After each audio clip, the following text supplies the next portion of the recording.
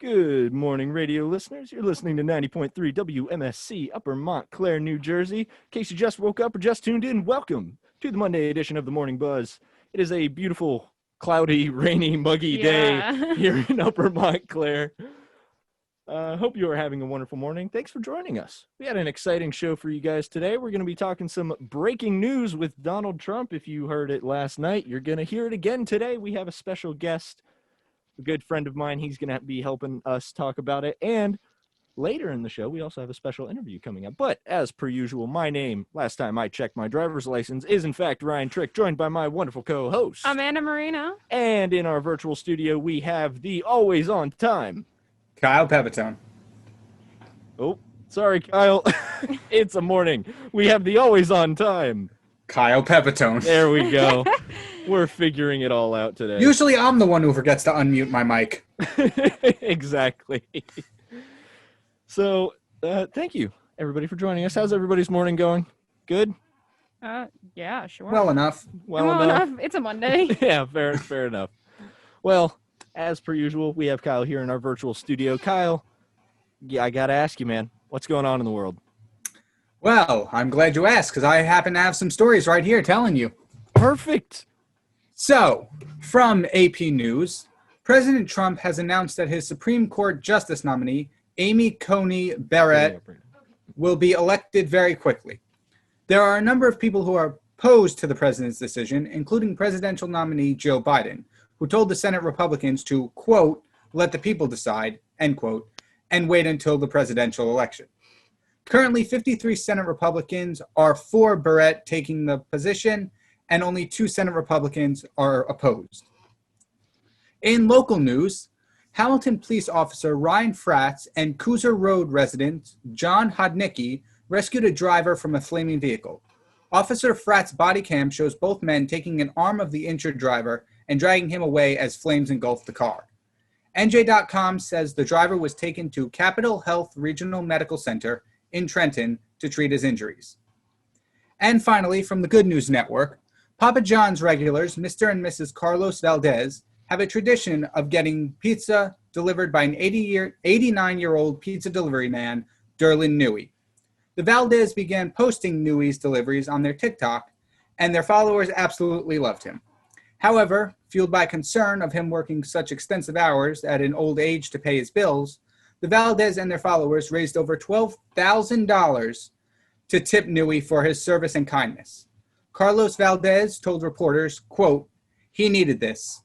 I'm just glad we could help him. We just need to treat people with kindness and respect the way he does. He stole our hearts, end quote. And in weather, here in Manalapan, it currently just became 70 degrees with a high of 81 and a low of 64. The air quality is good. We have a sunset at 6:43 p.m. and a 10% chance of rain. And I got to tell you, I'm really wishing it's getting colder sooner now. You are telling me, Kyle, I am livid, absolutely livid, that it was perfect, beautiful getting into fall weather for like a week. And then I wake up and it's 80 degrees and muggy again. It's that time of year where it's like you wake up and it's like super cold out. And then you get to like 1 o'clock in the afternoon and it's like 90 degrees again. And it's like you wear a jacket in the morning and then you're sweating by the middle of the afternoon. And it's awful. I don't think you understand, though, how hot it gets in my room for some reason. Because it is 70 degrees outside. I have a clock telling me the internal temperature of my room that is currently at 85 degrees in this room. Oh, my Lord, Kyle. Yeah. I a fan, sir. Yeah, I have 3 fans, but I can't keep them running because they'll be picked up by the radio. That's fair enough. The sacrifice for the radio. Exactly. I love it. Sacrifices we must make to bring quality entertainment. That's awesome. Well, thank you again, Kyle, for the wonderful newscast. It is spooky season, finally. I'm very happy about this, so hopefully it will start Ryan getting likes cold. To say it's Halloween. It's month. Almost Halloween. It's Halloween as a month. It will be not just a Halloween day. is in fact a month. Halloween starts on Thursday. Don't worry, I'm on the Thursday show, so I will make sure to bust in and scream it's finally Halloween. It's spooky season. Halloween's been the whole year at this point. Yeah, it should be. It's been quite the spooky year, Kyle. Fair enough. Well, we're gonna jump right into our first story here. In Some more case, spooky news, honestly. yeah, some more spooky news. All right, I'm done with the spooky jokes. I'm done. I'm never gonna be done with the spooky All right. jokes. But quite spooky news indeed. So this has been something that not necessarily we on the Buzz have been following. More of the political talk shows at WMSC, Sons of Liberty, NJ Choice, News. Not News Lab. News dive. News Dive. They've been kind of touching on and following over the past few years. Donald Trump's taxes. This has been a widely debated topic. Yeah. It's been a hot spot for a lot of Just news been something that outlets. politicians have been saying, we haven't seen them, it's everybody else is kind of out there with theirs, and it's just Yeah, we and don't we're know. like, what's the matter, Mr. Trump? Well, ladies and gentlemen, the curtain has been revealed. Last night, I believe it was released to the New York Times. Yeah, it was a special from the New York Times. Donald Trump's taxes were released. Donald J. Trump apparently paid $750, not thousand, no, just $750 in federal income taxes the year he won the presidency. And in his first year in the White House, he paid only another $750. Before that, he had paid no income taxes at all in 10 of the previous 15 years, largely because he reported losing much more money than he made. As the president wages a re-election campaign that polls say he is in danger of losing at the moment, his finances seem to be under some stress, beset by losses and hundreds of millions of dollars in debt coming due that he had personally guaranteed. I do want to say, hearing about this last night, it's a lot of information to process, especially if you're not into finances and stuff. But the big pieces of information to take out of this is the year that he won the election, he only paid $750 in income tax. And I'll tell you, I know me, I definitely pay more than that. And I think a lot of people pay more than everybody, average household pays way more than that. And it's scary that that's what we're hearing. So before we bring in our special guest, we actually have a statement. He was unable to make it today. However, we do have a statement from our wonderful station manager, AJ Malillo, who is also the host of Sons of Liberty. If you haven't heard their show and you are interested in political cool stuff, I believe you can find past episodes on Apple Podcasts. Look at you, AJ. Always fancy. Apple Podcasts. Anyways, AJ was unable to make it today, but he did provide us with a statement on the topic. And for more of them talking about it, again, you can always tune in to, I believe, NJ Choice. They'll almost definitely be talking about it later this week. So AJ says, to me, in my opinion, this shows a few things. Donald Trump had really good accountants that were able to effectively find the loopholes in our tax system like many billionaires do. If you ask most people on the left, they would have explained that millionaires and billionaires did not pay federal income tax and found ways around them. Now, to fit their narrative, everyone pays federal income tax, but Donald Trump? Weird. Anyway, even if this is the case, it does not appear that anything Trump did was illegal, and tax avoidance is just as old as paying taxes is. All it shows is that Donald Trump is rich, and in real estate, you do not have a lot of debts on property. If you ask me, this hurt Donald Trump. I don't know yet. To me, it seems pretty straightforward and expected, but who knows? To me, what I can take away from this is that we should cut everyone's taxes and get rid of practically all deductions and loopholes. It is proven that the lower tax burden and the simpler in the tax plan, the less people try to avoid taxes. We have a convoluted and expensive tax plan that we should be working to simplify. This was from AJ Malillo, our another fellow member of the station, as well as our station manager. And here to kind of help us further discuss this topic and really break it down, because like Amanda and I said, we are not necessarily the most well-versed in these topics. We like to bring on people that are a little more informed. People who are fairly more informed. So I have with me a Montclair State University political science major and close friend of mine, Cullen Yancey. He's going to come in and talk a little bit more about this. So Cullen, how's it going? Hi, how's it going? Pretty good, pretty good. So can you help us kind of break this down a little bit? Explain it, I guess, in lack of a better word, Well, in layman's terms. I want to Can hear. you break So this down? I'm sure you heard about this last night. What was your initial thoughts? So I wasn't really surprised by anything like this. Mhm. It's well known that a lot of like very rich people um, can afford to organize their finances in ways that makes it so they have to pay very little taxes. For like Donald Trump is a good example of this. Even choosing to pay $750 in 2 years, even though he could have completely paid nothing in those years. Um, but other rich people, other billionaires, and other large companies do similar things as well.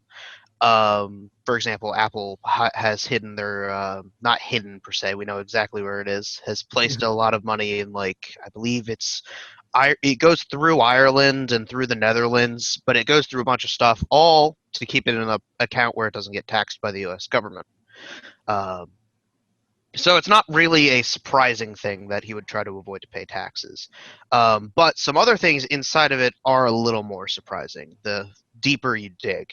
Because the face of it is that he's only paid $750 during those 2 years. But how he paid zero taxes is also very interesting because it shows some things that may not be so legal uh, and may not be as just rich people avoiding taxes and more, oh, he's committing tax fraud. For sure. And now this is a little like kind of moving forward, and obviously we don't know what's to come of this. Obviously, this is a developing story. A lot of things are probably gonna come out this week and in the coming weeks about this information, about like what the New York Times had found, because obviously this wasn't just one person that did all the research from the New York Times. It was many reporters, many editors, many people that were on the team to figure this out. So what do you think this might have to do with like the coming election? There's a first debate this Tuesday, and obviously the election is November 3rd, so it's coming up pretty soon. So do you think this is going to have any impact on voters and such, or do you think this is like it's too soon to figure that out, or like maybe not at all? So I think it depends on how voters look at it. One way they can look at it is, well, rich people aren't paying taxes. The idea that Donald Trump, who supposedly makes a lot more money than us, at least by his claims, only pays $750, and he does so by choice. He didn't even do that because he had to. He deferred some tax credits later down the line, so he didn't have to use them now. So that $750 he allowed it to be paid basically. So that raises that issue to the forefront of taxes. Well, if rich people aren't paying taxes, how do we fix that? Other things that might bring to the forefront is Donald Trump has always prided himself on being a successful businessman. He's used that idea to help propel his campaign, and this shows that at best he's very bad at doing business, and he doesn't make a lot of money.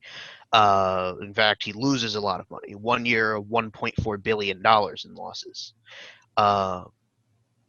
which is the reason he's paid no taxes for a long time, because those losses can be put forward to future years when you do make profits.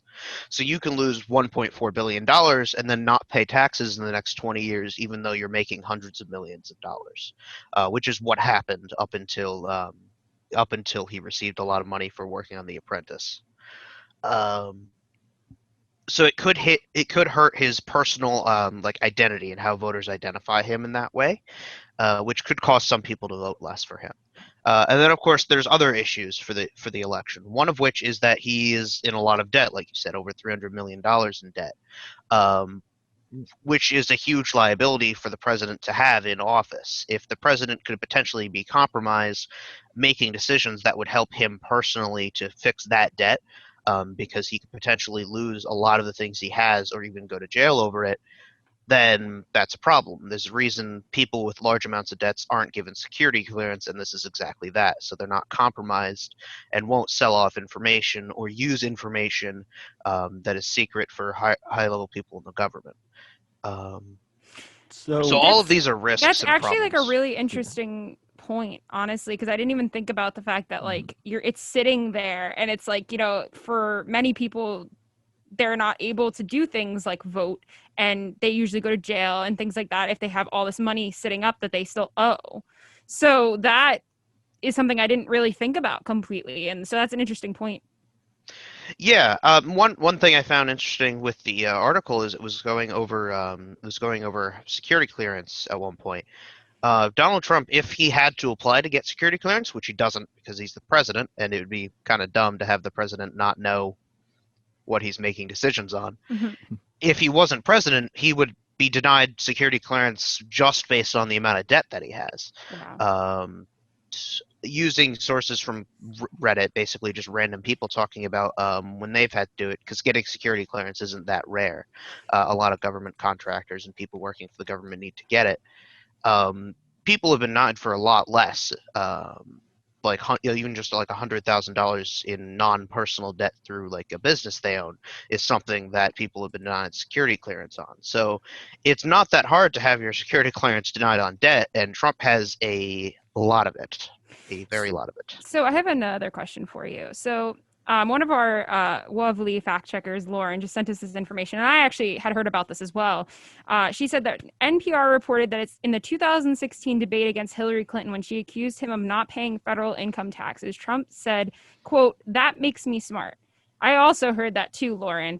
And I don't know, do you think like kind of dodging like questions at like campaign at like rallies now and dodging them at, you know, these debates and stuff is actually going to help him? I know we were just kind of talking a little bit about that, but like, you know, he's able to do that in a sense of like lying and trying different ways, tactics to like get himself out of something. Is this something that we could like get him out of? If we've seen one thing from Trump, I think it's that he is arguably one of the most charismatic, and I'm not necessarily saying that in a positive light, just in an objective term, a very charismatic president.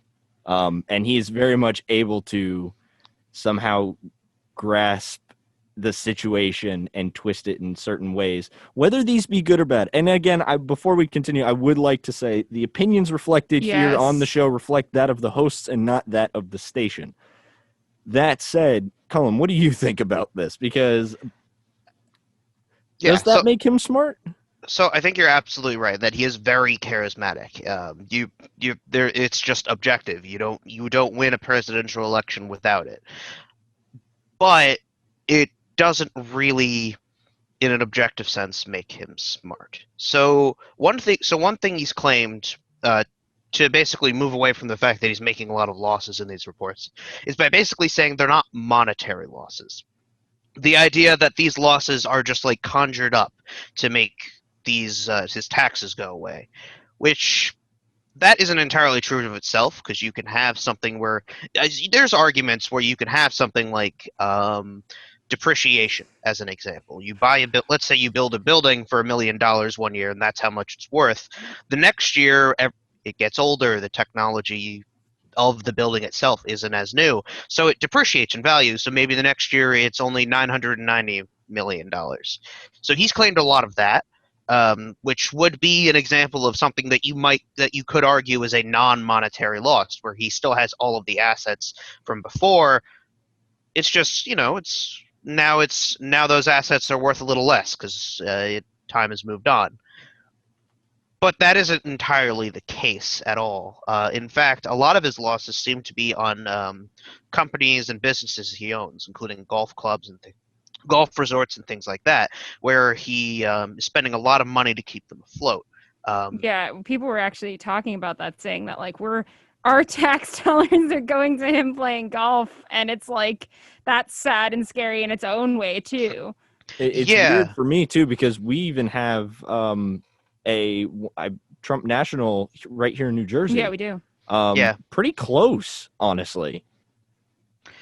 Yeah, it's actually funny with that. One of the things that it talked about in the report is not directly related to his taxes. This is more of a different issue, but some of the information was released through his taxes on this, which gives us a better light into it. Because one thing you can't do from looking at the tax reports is just look at the whole thing and say, oh, being president made him more money, because the money's just, and nothing is very that detailed to do it. except for credit card revenue. Basically, the idea of how many people spent how much money using credit cards specifically to buy things at places. It's reported because it has different tax implications. Mhm. And it's shown that after he became president, at a lot of his resorts and hotels, credit card revenue went up. Not enough to offset his losses, so he still has a lot of losses in those places. But his tax revenue went up, which shows there is definitely a correlation between him becoming president and him gaining money through his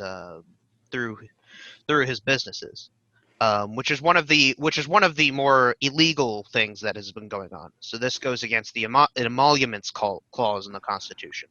It's the same reason why, if you might remember, Jimmy Carter has sold his peanut farm before he became president, because he didn't want to make money off of the peanut farm, potentially because he was president, which would be illegal.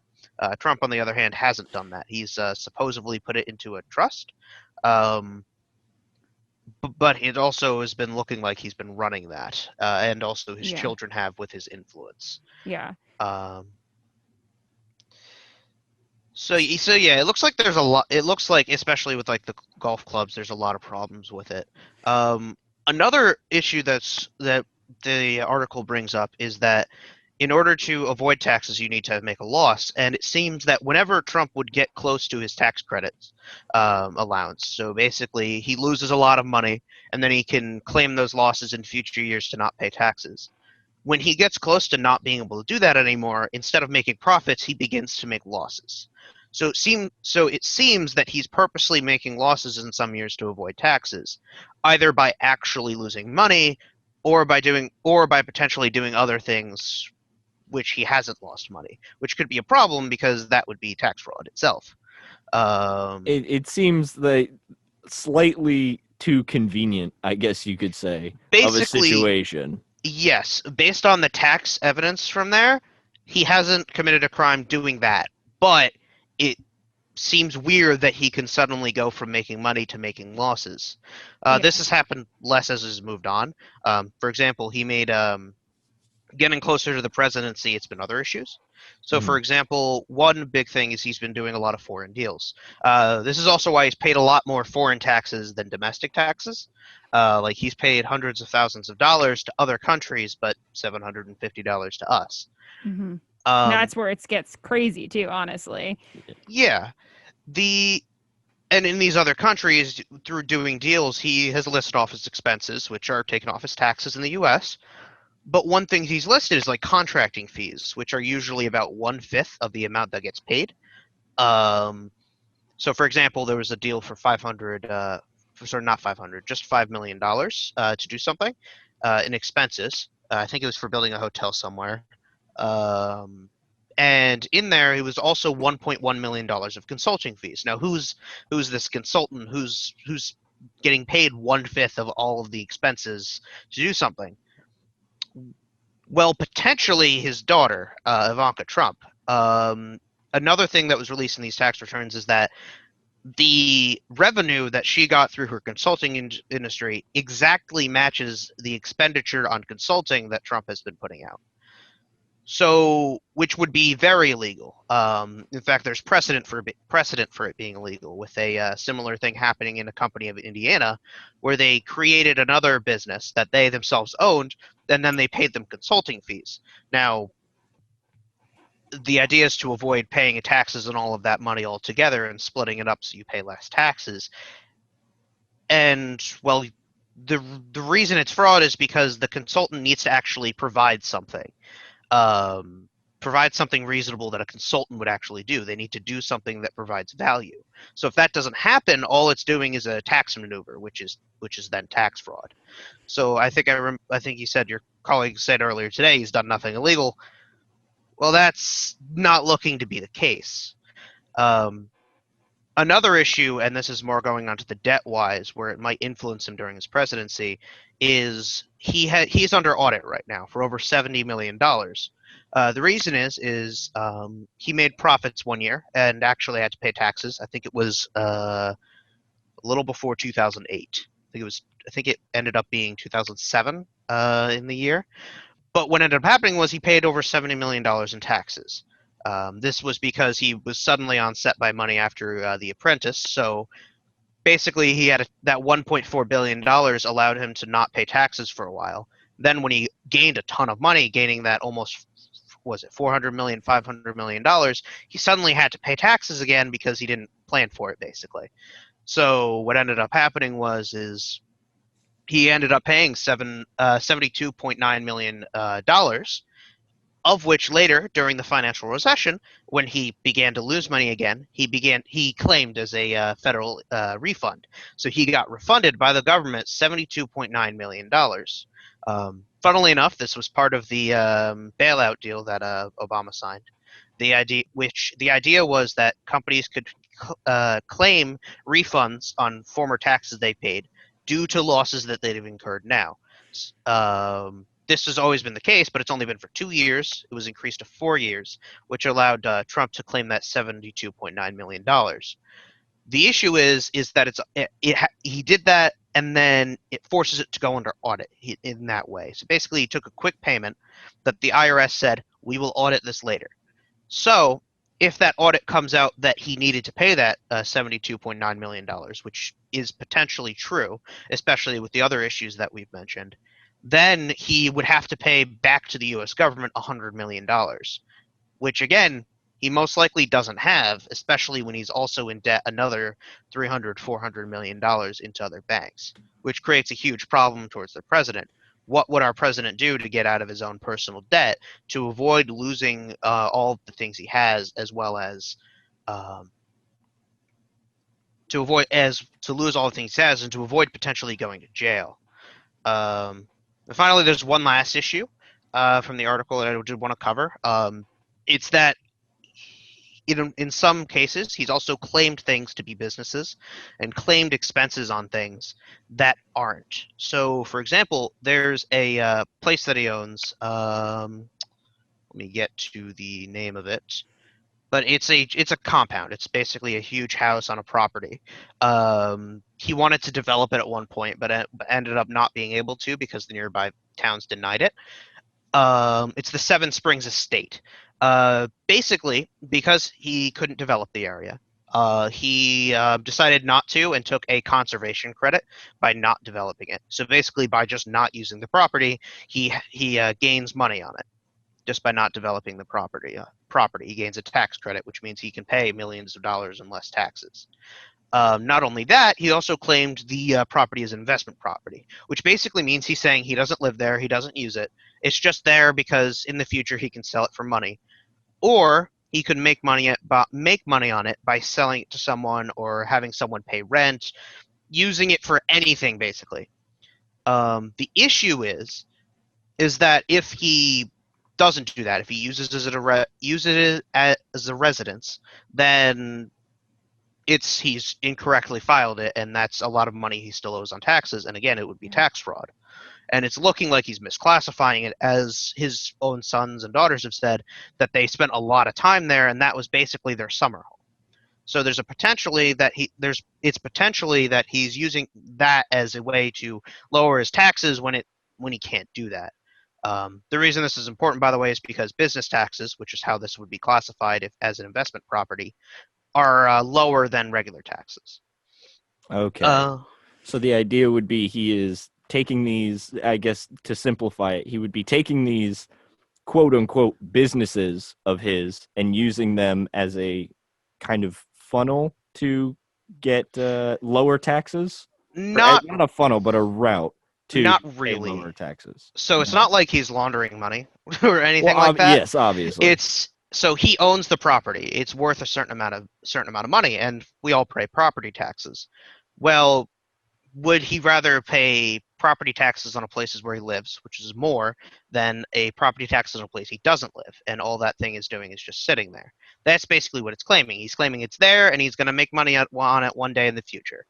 But because it's just kind of sitting there and it's investment property, he ends up being able to gain a tax credit because he's losing money on it.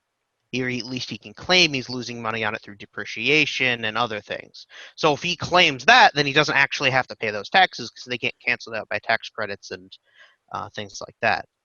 So, just as a real quick thing, just because we're getting to the point where we're getting close to our interview, I just want to like kind of open just the discussion and say, like, Kyle, you're sitting here. I know it's a lot of information to process, but do you have any thoughts on it? Like, Cullen, do you have any like just thoughts on it in general? Like, obviously you told us a lot of information. It's a lot to process, but do you just have any information, or do you have anything you want to talk about with this, just kind of like as an open discussion, like what are your thoughts on it, on like a general statement, a general point, I guess? I do have one question. Like we just got Trump's tax returns or whatever they're called, but like other politicians, do we have their tax returns too? So Can we see what interesting they point, pay? you actually made that. I saw a whole post about this last night, because now the idea is, well, what do these other people make that are like kind of in the public eye and such? And I'm going to pull up the little thing I have. And it's actually funny because every news story was actually talking about the fact that Joe Biden's tax returns are on his website. You could easily go look them up right now. My phone's not wanting to work, unfortunately, to pull up the thing I had to share. But the idea is, we do have other presidential candidates and political figures and candidates typically do have their this is the thing I had seen last night. It would said federal income taxes paid in 2017 jointly with the spouse of these politicians. So Joe Biden paid over $3 million, close to $4 million in income tax. Then it was Kamala Harris paid $516,000, Bernie Sanders $343,000. There's more obviously next to it. I'm just not reading the exact number because you probably all wouldn't remember it. Elizabeth Warren paid $268,000, and then it has Donald Trump at the end with $750. So obviously that is with a spouse and stuff. But you also have to realize someone like Donald Trump wasn't a politician all his life too. Like we were talking about, he owns casinos, he owns golf courses, he owns all these other places that are like he's making a profit from. So it's scary that these politicians are paying more than someone that owns all these businesses. All the people you just mentioned are like career politicians. They've been in this game for like 50 years, right? How much is the salary of a politician that they can pay like $3 million income taxes? So base salary of a politician is not too high. It's enough to sustain them, and in fact, it's a comfortable lifestyle if you live just off that. But politicians make money in a lot of other areas. For example, speaking fees is a big one. If you remember during the last election, talking about Hillary Clinton, they were talking about, she goes to Wall Street and does all these speaking events and things like that. Well, yeah, of course she does. She gets paid $300 to do it. You got to think about it. What is people, even like you think about someone like President Obama, like what does he do now that he's not president anymore? He's doing books, he's doing like speakings, he's doing all these other things where he's making money off of something. But they're not really, none of them, at least not that I know of, like own casinos and hotels and doing that kind of stuff. And that's why it's even a bigger deal, I would say, in a sense. But yeah, so I think one of the biggest issues is that someone like, so for example, Joe Biden and his wife made $15 million between 2017 and 2018, paying over $4 million in taxes. They made their money through books that they've written and by going and doing things. They made things by working. Trump, on the other hand, has made things a lot through just owning things and letting people run them. So he hasn't really worked. He's like a capitalist, basically. He owns things and he gains money off them because people run them for him, or when he gets involved in something, he's make sure other people are doing the work correctly. He's not like writing a book physically and doing it. He's not going out and making things and selling them. He didn't invent anything. He just owns things because he's rich and his father was rich and his father before him was rich. Mm-hmm. Exactly. He is, in I guess the most literal sense, a manager. Yes, basically. And Meanwhile, that's how he creates money. The politicians that we're speaking about actually did do something. They've actually created something. Like Joe Biden, again, he wrote a book and he's gone and done speaking events. So even though he's actually done something to make his money, he's paying a lot more income tax than someone who says he makes a lot more and also doesn't really work for most of his money. One could argue that creating a portfolio is working, but True. Yeah. Well, thank you so much, Cullen. This is obviously part of a much larger topic that we will Yes. get into in the future. And like I said, for you, for our radio listeners out there who are more politically or economically inclined, I'm sure you can tune into NJ Choice and News Dive here at WMSC. They will almost definitely be diving into at least some aspect of For this sure. in the future. For sure. But thank you very much, Cullen. Yeah, thank you so for much, coming Cullen, in and for talking. Yeah, for your no information. It was very helpful for us to have this discussion. And I think we're going to take a quick break. And when we come back, we're going to have an interview with theater actress Jane Bruce. Stay tuned. The average time a resume spends on an HR manager's desk is 7 seconds, and most of them are tossed aside. Now imagine if one of those resumes belonged to Yasmin, who was living in a shelter, juggling 3 jobs. I had to be resilient. That's something that you can't teach. Thing? We rely so much on a resume, yet it could never tell the full story of someone who had to be independent and take initiative. And that's how I handle every project I get. Discover new ways to develop great talent at gradsoflife.org. Brought to you by Grads of Life and the Ad Council. You're listening to 90.3 WMSC Upper Montclair News. Jersey, one, Jersey, one, Jersey, one, Jersey, one. Looking for the real MSU Redhawks experience all year long? Look no further. WMSC has all your Redhawks information, ranging from live play-by-plays, news updates, recaps, and more. Never miss out on the Redhawks with 90.3 WMSC. Let's go, Redhawks.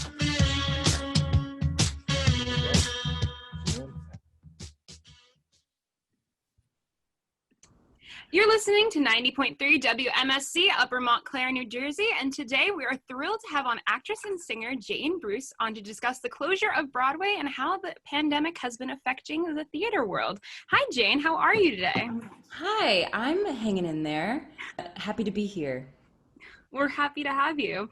So tell us a little bit about this Broadway closure. I mean, we know you were starring in the Alanis Morissette musical, Jagged Little Pill, and you guys kind of got cut off due to COVID. So tell us about your experience with that. Obviously you guys were in the middle of a run when that was happening. Give us a little background on that. Yeah, it was very weird. I think all of us could feel this sort of storm cloud creeping in, and this level of uncertainty about what was going to happen. And I think a lot of us myself included, were definitely pretty naive about what was going to happen. It was I don't know, I guess we'll get 2 weeks off, flash forward 6 months. So yeah, it's very bizarre. I remember kind of waiting around on the Thursday that we were supposed to have understudy rehearsal, and that got canceled, and kind of just waiting for news about whether or not I needed to get on the train to go to the theater that night. And there was a full company Zoom where we got the news, and it was so bizarre. I still have stuff in the dressing room. I went home to I know, oops. I went home to Utah to be with my family kind of right away, again packing a tiny suitcase thinking I'd be home for a couple weeks, and stayed for most of the summer. So I haven't made it back to the theater yet to claim all my stuff. That's rough. I mean, did you obviously you said you thought it was gonna be 2 weeks, but how are you guys handling it since it's kind of been it's now obviously not more than 2 weeks. You guys got the news that it's gonna be at least by next year at the earliest. So yeah. Have you guys been handling that different? I don't know if you've been keeping contact with your cast and stuff. What's been going on with that? Yeah, we have a group chat, and our producers set up a little Zoom happy hour every Friday that we can pop into and say hi, which is really sweet. And the producers have been so supportive and really communicative, and I think everyone's optimistic that we'll be able to return, and that our show is one that people will, be happy to experience when all of this is done, since it's kind of all about the catharsis of coming to terms with, the realities of your own life and the world around you. And, I think it'll be a good experience for folks, especially considering that when Broadway does reopen, it won't be as many tourists, probably. It'll probably be more for New Yorkers and locals, I think. I think our show has the kind of message and the kind of music and the kind of hope and passion that I think New Yorkers will. For sure. I was talking to Ryan when we were prepping for this interview a little bit, and telling him, because I had the pleasure of seeing your show back in January. That was the last show I saw before quarantine. And I was an emotional mess. Like the Yeah, whole it's a roller show. coaster. And I think you're right. There's a lot of like messages that we like. It's going to be a nice show to come back to for sure. But how has like this whole thing? We've been talking about obviously theater, but how has it affected you as like a performer and as just a person? This whole pandemic. I think it continues to hit me in waves. Clearly, was a bit naive and optimistic going into all of it about the timeline. And so like, I remember I was home in Utah and it was lovely being home. It was so nice to reconnect with family and spend time with my sister. She's like my best friend, and my parents have dogs. It was so nice to get that fuzz therapy, you know. Did a lot of hiking but I was going on a hike one day and I was like, oh, like I've been home for a few months. And then I did the math and I was like, oh no, I've been home for 5.5 months, you know? Yeah. And then I just was like in a panic and like went home and, you know, had probably a minor little freak out. So it's very weird. I feel like I'll be doing fine. I'm back in the city now and it feels good to be back. And it is lovely to like see friends in the park or, you know, get delivery for food that's like really good. Utah is sort of a food desert. And then I'll like be hit with the wave of like, oh my gosh, I'd be at work right now. I'd be in the show. I'd be performing. So it's definitely been a difficult, layered experience. Yeah, it's definitely weird. I'm turning 30 in a couple months, and so I think that's also just like looming very large. Yeah, and I'm sure this was also like crazy for you too, because this was your Broadway debut. Am I correct on that? That this was like, this is how you went into Broadway, and it was like you get thrown with this. I know.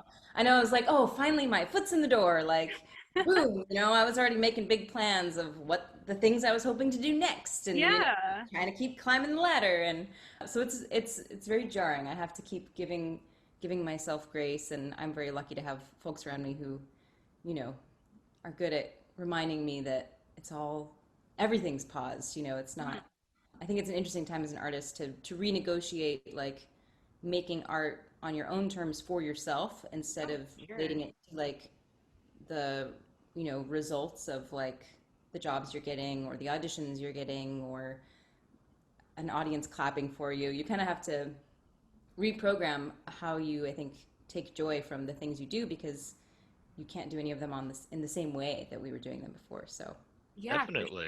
Kind of in a similar vein, what have you been doing since quarantine began? Because we see people all over social media and all over just media in general, writing their own stuff, recording music, doing all kinds of virtual streams and online shows. Yeah. What have you been doing in that kind of vein? Well, I feel like I'm a little bit of a technology grandma, so I've been trying to keep up with the social medias, you know, and do my little Instagram lives every once in a while. I haven't been terribly creative in this time. I think like for me, this time has been a lot more about kind of self-care for my body and my mind. And I had sustained a couple like really annoying injuries from the show that I've just been trying to heal, and grateful for the time to like really take care of those things. And I did finish a draft. I got commissioned to write a one-woman song-a-log, I don't know, something for this theater company in California. That's awesome. Yeah, so I was able to kind of put together the first draft of that this summer, which felt like a good accomplishment. I don't really know what it's going to become yet, but that's an exciting thing in the works. And I'm finally finishing up some music I recorded a while back that I am putting the finishing touches on to release this fall, which I'm really excited about. Awesome. No, yeah, I know this time is like weird in a sense, because you want to be creative, but you also want the time to just relax. And, you know, I feel like this was like the world saying you need to relax and chill for everybody right now. So I totally, completely get that. But I do know you have been posting some singing videos too as well. You want to talk about that a little bit? Yeah, every once in a while, you know, come across a song and be like, you know what? I'm going to do this. I'm going to put this out there, you know? And it's always nice to just feel like social media provides a little window to keep, you know, feeling like a real performer. Yeah, those have been fun. And, I'm so in awe of the people who like are making like full blown music videos on their own and like making their own records at home with like audio equipment and GarageBand, and all of that's just kind of amazing to me. Awesome. Now, so I don't know if you know anything about this yet, but I know they recently released that the Tonys are going to kind of happen this year, like digitally, because they got postponed from their June date. And then they kind of said something's going to happen this fall. Obviously, your show is eligible. Like, do you guys know what's going to kind of happen with that yet? Are you guys going to give some kind of virtual performance, or is that like pretty secretive right now? I have no idea. No idea. All I know is that I want to like wear a fancy dress and feel special. You know? I guess this would be Tony Awards for the books for you too. It'd be like, oh, Tony Awards. It's like, virtual. I know, pretty wild. I definitely feel for the folks that are like playing roles and would be eligible to be nominated. Like that would be a complicated experience. Like I'll take it if my first Tony Awards are like some crazy Corona situation. And then I guess it would be a pretty memorable one too, though. Yeah, exactly. It would be one for the books for sure. Yeah, good stories to tell the grandkids for sure. Especially for your first time on Broadway, right? Yeah, that would be an awesome experience. Yeah. And I mean, like diving away from like obviously the COVID stuff for a second, what has been your experience, honestly, of being like this making your Broadway debut? Like obviously the show opened not too long ago before all of this. Like what has that experience been like for you? Yeah, I mean, we started rehearsals for Broadway about a year ago, which is really, really bananas. But I mean, it's been amazing. I think I've wanted it for so long. You know what I mean? Like I think you really appreciate something more when you've really put in years of work. You know, I'm not someone for whom like getting my Broadway debut, it didn't come right away. You know, I waited a long time in the city auditioning and doing regional things and tours, and I loved all of those experiences. And I feel like it just made the payoff of being in the company of Jagged so much, all that more special. And the whole creative team and cast were so lovely and collaborative and supportive. And I feel like I grew so much as a person just from the conversations that we were constantly having about the topics in the show. And like, it was a group that like, we really held each other accountable to uphold the values of everything we were saying in the show. And I'm so grateful for that. And so it was kind of, I think, an even bigger kind of life experience than I could have imagined, because on top of just getting to perform at that level for the first time and like being on that stage and seeing the audience, there was also so much personal growth attached with the experience in a way that I'm so grateful for. That's awesome. I always like love hearing stories of people like just making their Broadway debut and stuff, because, you know, as a person that studies theater and such too, I always I'm like, that seems so long away, and like hearing all these stories, it inspires me and it makes me feel good about the decisions, and I respect that. I love that.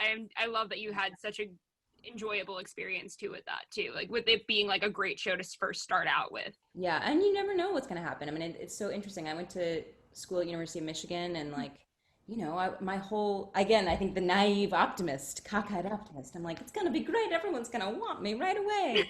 And it was interesting to readjust, moving to the city and realizing there's a million other people on the lines at the audition. Exactly. But I feel proud that I felt like I was constantly planting seeds to be someone that was, you know, good to work with and kind. And I don't know if karma is real, but I feel like I planted enough seeds of good, kind, hardworkingness to feel like the payoff is good. No, that's super important. That's if you're the good person to work with, everybody wants that. Nobody wants the bad person to work with. So that's honestly great. Like all I could ever hope for, you know? And that's maybe the Utah in me too, that like wants everyone to like me. I'm like, no, was I nice enough? Is it okay? Am I okay? So I have a different kind of question for you here. And you might be like, you know this, but I had seen one of your other works. I actually saw you in The Ballad of Little Joe too, because Two River happens to be only 10 minutes away from my house, and it's a New Jersey theater. We're a New Jersey radio station. So can you like talk about that experience of doing a New Jersey regional theater show too? That was definitely like dream role, dream experience. I was so thrilled to get to play that role and to do a new work. Like I think doing things that are new is definitely kind of in my DNA. Like it's my favorite thing as an artist to participate in something new. And the music was so gorgeous, and you know, the it was written by the guy who wrote I Can't Make You Love Me, you know, like talk about just like mind-blowing Nashville artist. And he'd go to the piano all the time and just start like playing these things. And especially with my own music career, I don't know that what I have out and what I'm releasing is necessarily like fully in the Americana country world yet, but I'm sort of starting to like lean more and more that way. And so especially looking back on that experience that I got to sing his music and got to like really live in that musical landscape, still in a musical theater way, was so powerful. And the character was so satisfying, so complicated. Like I loved how, I mean, she had a song called Troubled Heart, and I felt like I feel like that sums up the role, that there just was this like thing inside of her that kind of kept growing, that was so complicated and painful. And it was just really satisfying creative work that I'm very, very grateful for. I'm not gonna lie, I jam out to that song on a regular basis because your voice is just so incredible on it. I love it. It's one of my favorite songs from the album, and I'm not just saying that because I'm talking to you right now. Like it's literally one, like that one and Low High Low. Like I listen to those like on constant repeat.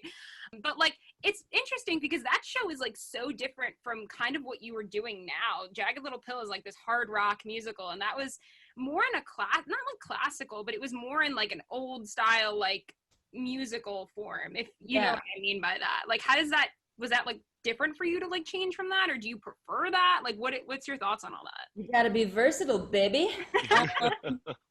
I loved singing that music, and actually like I mean I remember the first time we learned like After You in rehearsal, and I just was like weeping because it was so beautiful. And I think actually the more time that I've spent kind of working on my own music, and my boyfriend is a composer and a like country Americana singer-songwriter, and I sing with him a lot, and we kind of were singing together and playing shows together before we were dating. And he's just an incredible talent, and he's kind of helped me find my twang a little bit. Like he's like my biggest cheerleader in the world. And so I'm getting more and more excited about singing in that more like traditional kind of like Americana country way, so much in a way that like I want to do Ballad of Little Joe again and like bring even more of that Miranda Lambert to the table. And I love singing Jagged. I love singing Alanis, and I definitely feel like those are two kind of different sides of, you know, musical things that really inspire and excite me. I mean, I loved all of Alanis' stuff when I was growing up, and you know, the Cranberries and Amy Mann, and like all of that very much has inspired my writing and all those things. So it's really a dream to sing her stuff and meet her. And yeah, you could almost say it lends, because I know a lot of times we look at like classical theater and stuff, and a lot of times like the new theater is based off of that classical in a sense. So you could say you probably built a lot from that, like from that experience to Jagged, I would say, right? Yeah, for sure. And I think again, that's like, I'm very grateful that by also making my own music and working with my boyfriend and on these other things, like having a sensibility for different like pop and country styles in musical theater is, I think, is so important right now, you know, to like trust in singing without a vibrato, and like kind of trust in like sometimes being a little breathy, you know what I mean? Like I think all of those things that we hear on the radio are seeping into musical theater more and more. And so, but then you have to have the training and the technique of what you do to do all the old stuff to be able to then sustain that 8 times a week. So it all kind of together in this weird puzzle, I think. Yeah. So it sounds like you've been involved in just an insane amount of different performance mediums: theater, music, TV, everything. I gotta ask, what has been your favorite performance, do you think, up until this point? Wow, that's a good question. I mean, I don't think that anything can really top like the experience of Jagged Little Pill, and performing, you know, for a full house on Broadway is pretty spectacular.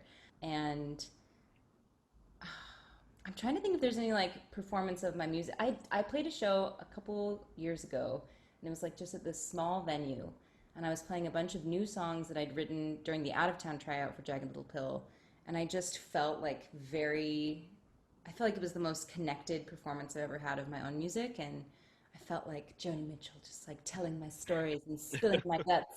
And that was definitely kind of a magical night, I'd say. That's awesome. No, it's awesome. It's you know, everybody always assumes that like obviously the Broadway thing is awesome and that's like incredible, but the smaller venues and the intimate like settings are also very impactful and have great experiences on performers. Definitely.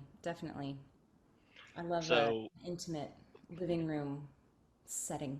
And wait, Ryan, before you ask your question, I actually have another question for you. Oh, good. In the vein of like favorite performance, do you have anything that's ever weirdly happened to you when performing, or like embarrassing, or something that's just like a fun story that you like tell people? You're like, I once slipped backstage or something like that. I feel like I have a lot of them. I mean, as like a singer-songwriter, I feel like anytime I perform at Rockwood Stage 1, there's like these windows that go out onto the street. Yeah. And I like forget my lyrics so much because I'm like, oh, what's happening out there? Oh, what's that car?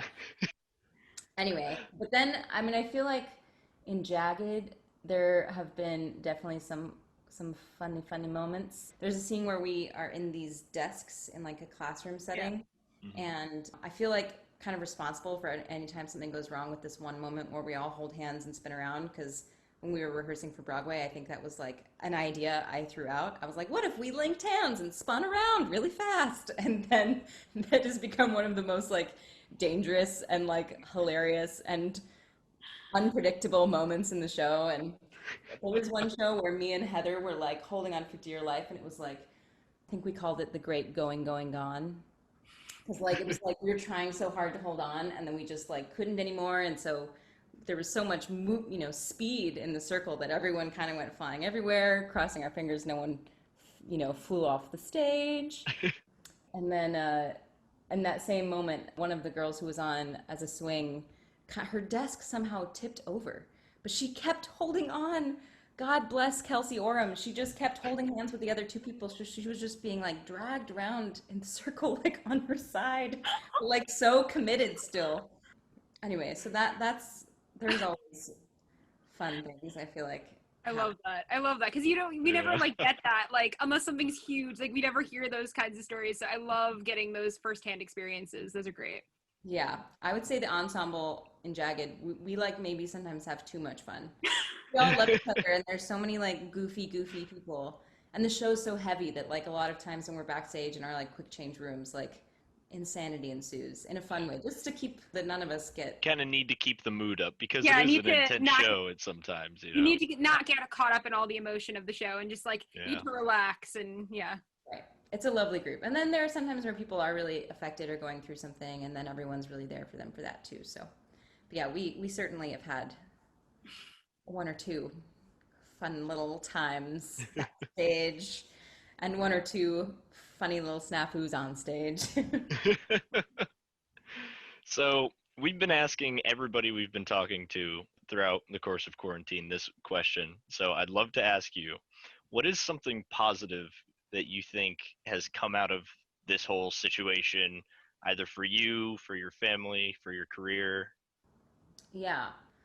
I mean, I think getting to reconnect with my family was really special. I think I kind of was pretty sure that I wanted to get out of Utah at a really young age, and my parents were really supportive of that and really supportive of me. But, I haven't been home really in a substantial way in like over 10 years, and it was really, really nice to get to kind of go home. And my sister moved home for the summer as well, and it was kind of renegotiating our family dynamic, but in a really lovely way. Like, we had so much fun. I'm so proud of us. Like, most people couldn't go home when you're nearly 30 and live with your family for 5 months and come out of it being like, yeah, we had a great time.